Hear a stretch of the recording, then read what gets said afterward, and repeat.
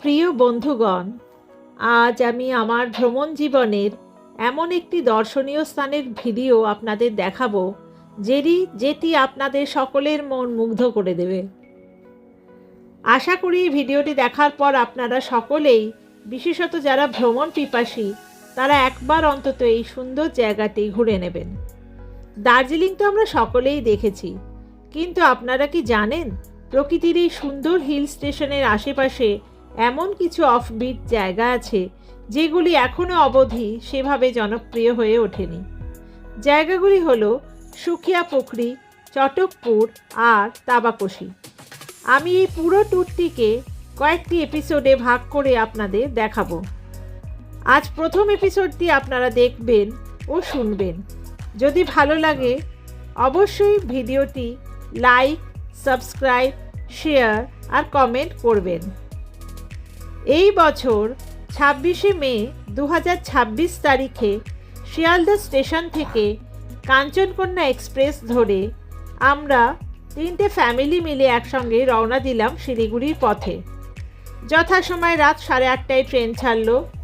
ট্রেনের arrival time ছিল পরের দিন, অর্থাৎ 27 তারিখ সকাল 8:10। ট্রেন মোটামুটি অন টাইমে পৌঁছালো। আমরা সকাল 8:15 শিলিগুড়ি জংশনে লাগেজ নিয়ে নামলাম। স্টেশনে আমাদের গাড়ি রেডি ছিল। গাড়িতে উঠে আমরা রওনা দিলাম সুখিয়া পুখরির উদ্দেশ্যে। ওখানে আমরা বোধি ট্রি হোমস্টে কলকাতা থেকেই বুক করে রেখেছিলাম। এই হোমস্টেতেই আমরা প্রথম দিন কাটানোর পরিকল্পনা করেছি। প্রথমে আমরা পৌঁছলাম জোর পুখরি।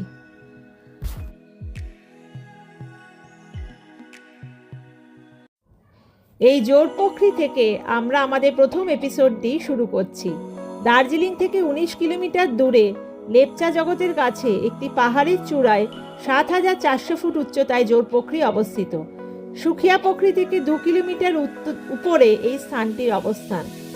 এই 2 কিলোমিটার পথ জুনিপার ও পাইন গাছের ঘন ও সবুজ অরণ্যে ঘেরা, যা সেঞ্চাল বন্যপ্রাণী অভয়ারণ্যের অন্তর্ভুক্ত।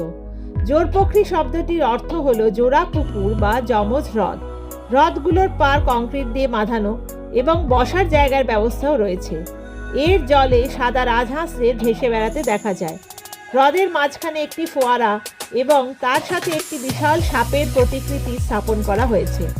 জোর পুখরি ভ্রমণের সেরা সময় হলো অক্টোবর থেকে মার্চ মাস।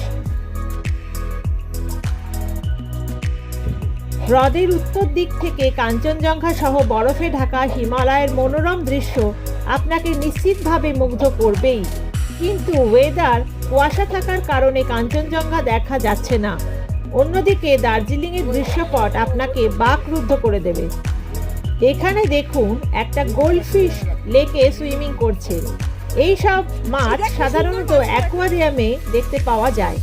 আপনি যদি বন্যপ্রাণী পছন্দ করেন তবে বর্ষাকালেও এখানে আসতে পারেন, কারণ তখন অত্যন্ত বিপন্ন উভচর প্রাণী সালামান্ডার, যা দেখতে অনেকটা টিকটিকির মতো, দেখার সম্ভাবনা অনেকটা বেড়ে যায়।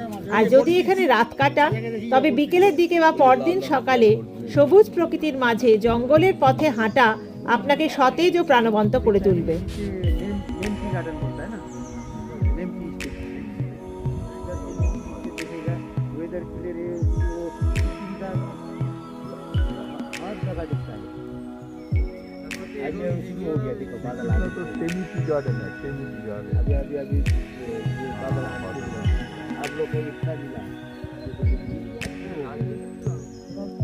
পশ্চিমবঙ্গের দার্জিলিং জেলার সুখিয়া পুখরি শহরে অবস্থিত সুখিয়া পুখরি বার্নিং ঘাট ভিউ পয়েন্ট হল এক শান্ত ও মনোরম দর্শনীয় স্থান।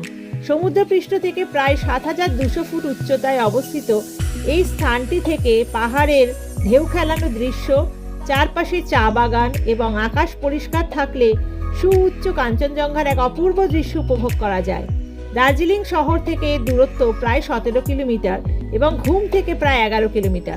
গেইডেন তাশি চৈলিং মঠটি পশ্চিমবঙ্গের সুখিয়া পুখরি পাহাড়ি এলাকায় অবস্থিত একটি শান্ত ও অনন্য বৌদ্ধ মঠ। এটি দার্জিলিং ও মানিভাঞ্জন যাওয়ার পথে মূল ঋষি রোডের কাছেই অবস্থিত।